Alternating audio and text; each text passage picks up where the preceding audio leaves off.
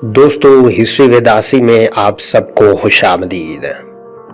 दोस्तों, दुनिया के गैर मुस्तहकम खित्तों में से एक मशरक़ वस्ता, जहां आबादी के लिहाज से चौथे नंबर का नस्ली या लिसानी गिरोह कुर्द हैं, जो आज तक एक कौमी रियासत या कौमी शनाख्त बनाने में नाकाम रहे हैं। यही वजह है कि अगर दुनिया के किसी आम नक्शे पर कुर्दों को तलाश करेंगे तो आपको उनका कोई मुल्क नजर नहीं आएगा।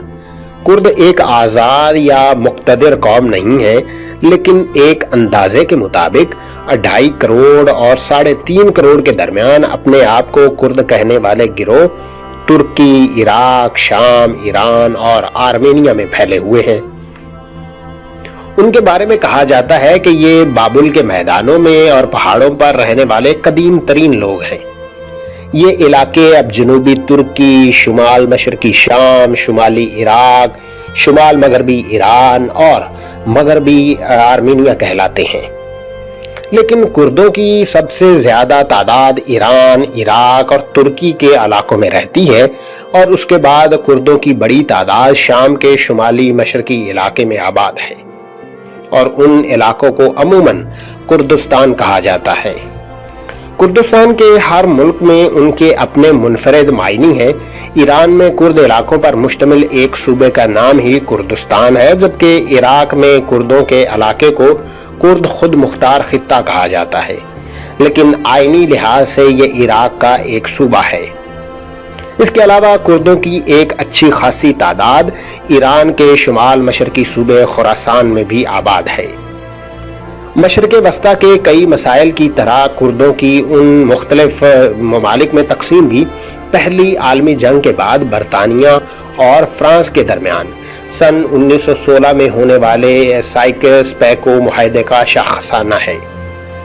साइकस-पेको मुआहदे के तहत मशरक़ वस्ता को सल्तनत उस्मानिया से अलहदा करने के बाद बरतानिया और फ्रांस के दरमियान बनने वाले असर रसूख के दायरे में तकसीम करना था।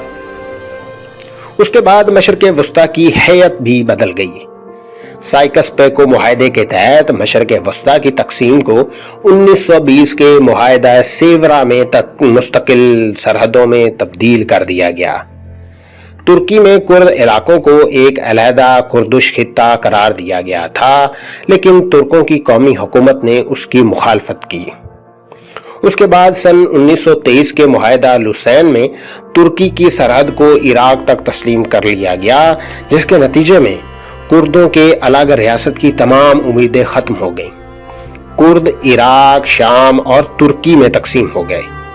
इस मुआहदे के बाद इसका असर यह हुआ कि तुर्की ने कुर्दों को बुनियादी शहरी हुकूक ही देने से इनकार कर दिया। इस तरह कुर्द सन 90 की दिहाई के आखिर तक शहरी हुकूक से महरूम रहे, जैसे कि आजकल रोहिंग्या की हैसियत के बारे में एक तनाज़ा है।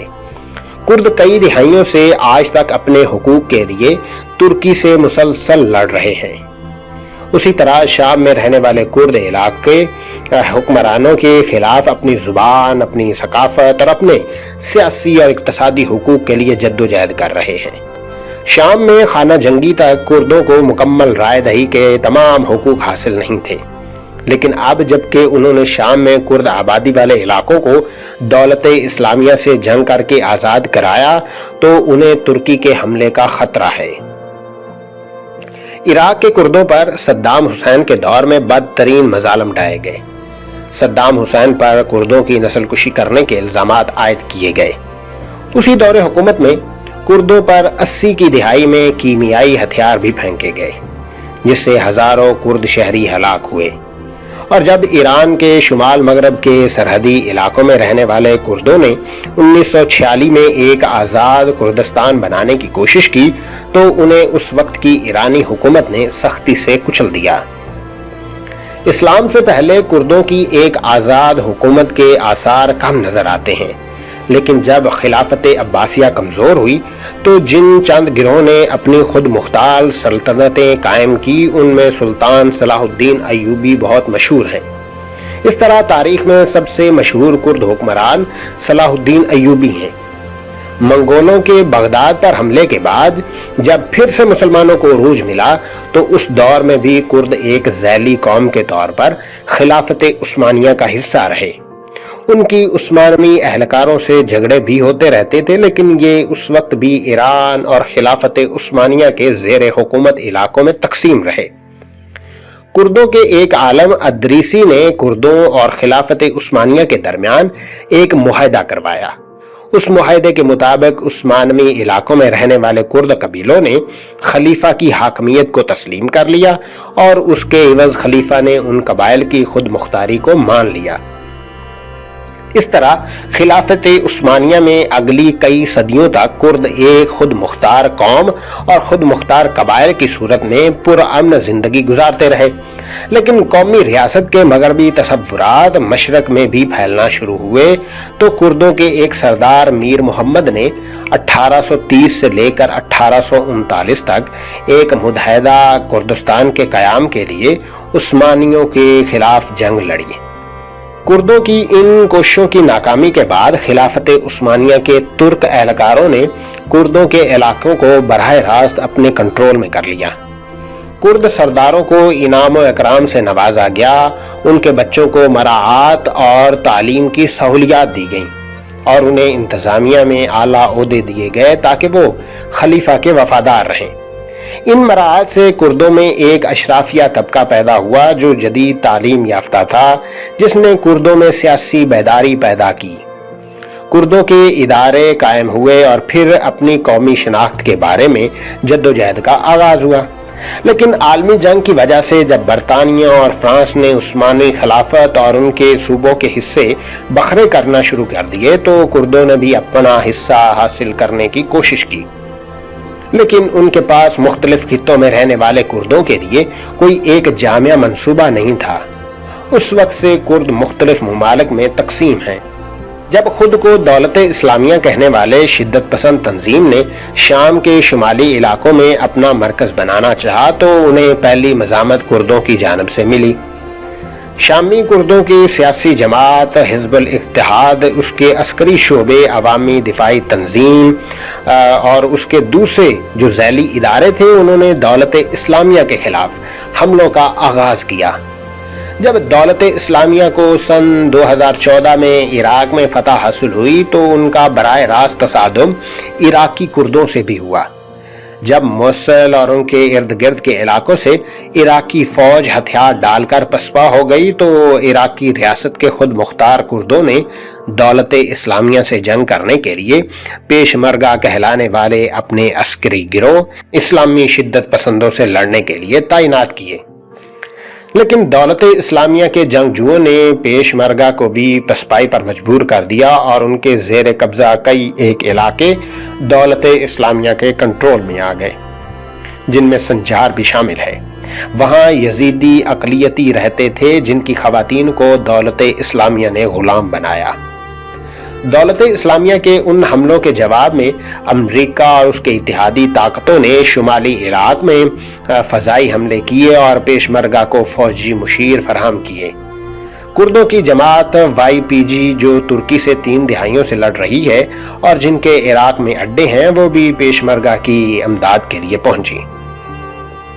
ستمبر 2014 میں دولت اسلامیہ نے شمالی شام کے ایک کرد شہری کو بانی پر حملہ کیا، جس سے لاکھوں کرد ترکی میں پناہ لینے پر مجبور ہوئے۔ دولت اسلامیہ نے ترکی کی سرحد کے قریب حملہ کیا تھا، لیکن اس کے باوجود ترکی نے دولت اسلامیہ کے خلاف کوئی کارروائی نہیں کی اور نہ ترکی کردوں کو اپنے ہم شکل اور ہم نسل شامی کردوں کی مدد کرنے کی اجازت دی گئی۔ جنوری 2015 میں تقریباً 1600 افراد کی جنگ میں ہلاکت کے بعد کردوں نے کوبانی کو دولت اسلامیہ سے آزاد کرا لیا۔ شمالی شام میں کردوں نے مقامی عرب ملیشیا کے ہمراہ جو سیرین ڈیموکریٹک فورسز کے نام سے جانے جاتے تھے، دولت اسلامیہ کے خلاف لڑائی لڑی اور انہیں کافی دور دھکیل دیا۔ ان کردوں کو امریکہ کی امداد بھی حاصل تھی۔ ان کردوں اور عرب ملیشیا نے شام میں ترکی کے سرحد کے ساتھ کئی علاقوں میں اپنا کنٹرول قائم کر لیا۔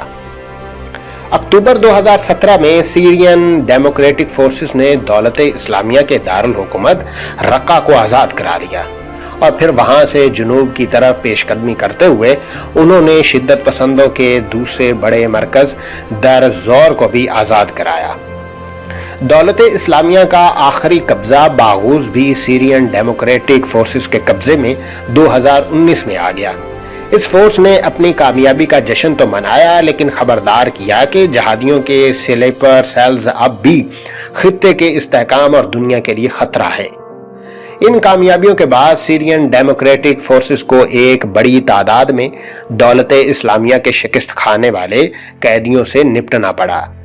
अमेरिका ने कहा कि इन कैदियों को उनके असल वतन रवाना कर दिया जाए, लेकिन उन मुल्कों ने उन्हें कबूल करने से इनकार कर दिया। इन हालात के पेश नज़र अब कुर्दों को तुर्की के हमले का सामना है, क्योंकि तुर्की शाम के अंदर 32 किलोमीटर तक एक महफूज जोन बनाना चाहता है ताकि शाम से आए पनाह गुज़ीनों को वापस शाम में आबाद कर सकें। शामी हुकूमत, जिसे रूस की हिमायत हासिल है, वो भी कोशिश कर रही है कि वो शाम के तमाम इलाकों का कंट्रोल वापस करे। तुर्क कुर्दों और तुर्क रियासत के दरमियान बहुत गहरी मुखासमत की तारीख है।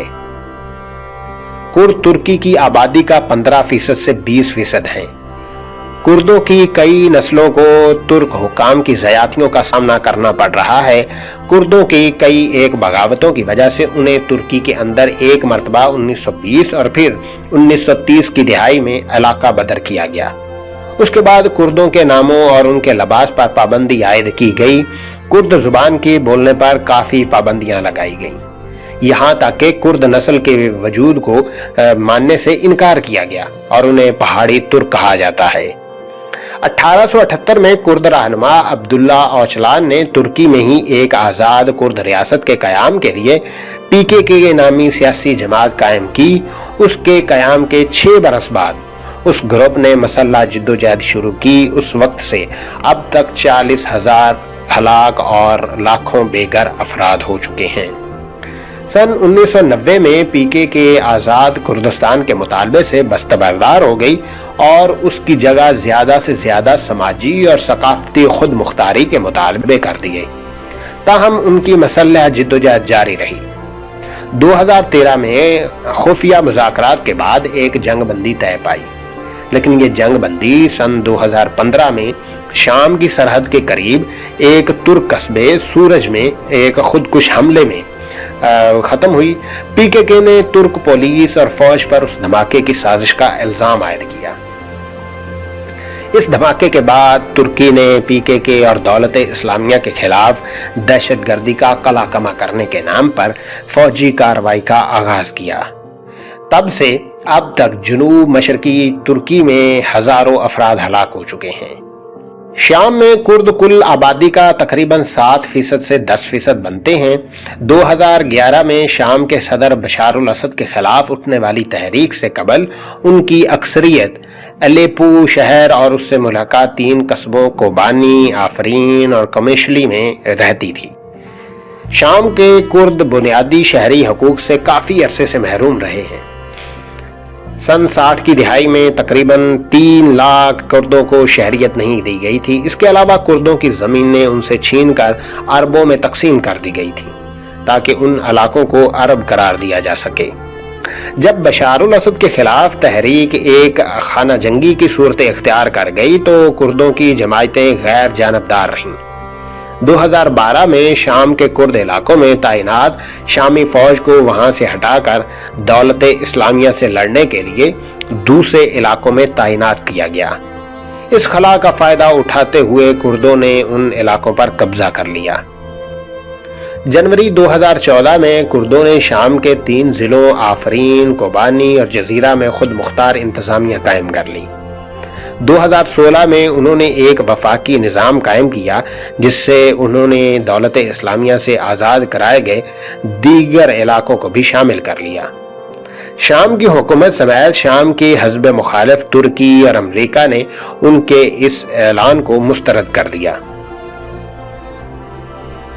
وہ آزادی حاصل کرنے کی کوشش نہیں کر رہی، لیکن اصرار کرتی ہے کہ شام میں خانہ جنگی کے خاتمے کے لیے جو بھی معاہدہ طے ہو اس میں کردوں کے حقوق کا تحفظ ضرور ہونا چاہیے اور کردوں کی خود مختاری کو تسلیم کیا جانا چاہیے۔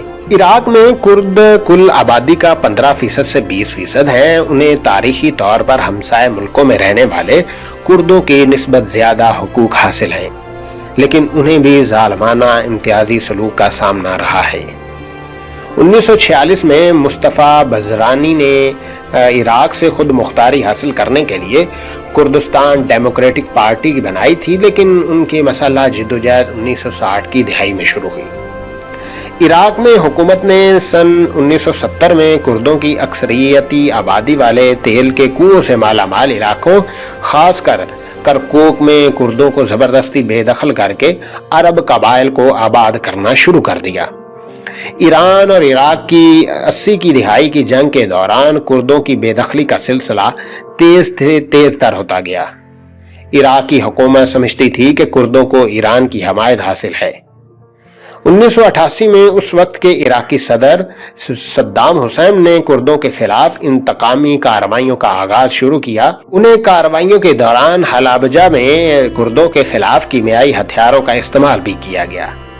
جب عراق کو 1990 کی خلیج جنگ میں شکست ہوئی تو مصطفیٰ بزرانی کے بیٹے اور ان کے مقابل کے ایک اور کرد رہنما جلال طالبانی نے کردوں کی ایک بغاوت کی قیادت کی تھی۔ جب صدر صدام حسین نے ان کی بغاوت کو کچلنے کے لیے طاقت کا استعمال شروع کیا تو امریکہ نے عراق کے شمال میں نو فلائی زون نافذ کر کے عراقی حکومت کو فضائی طاقت استعمال کرنے سے روک دیا۔ اس کے نتیجے میں کردوں کو خود مختار انتظامیہ قائم کرنے میں مدد ملی۔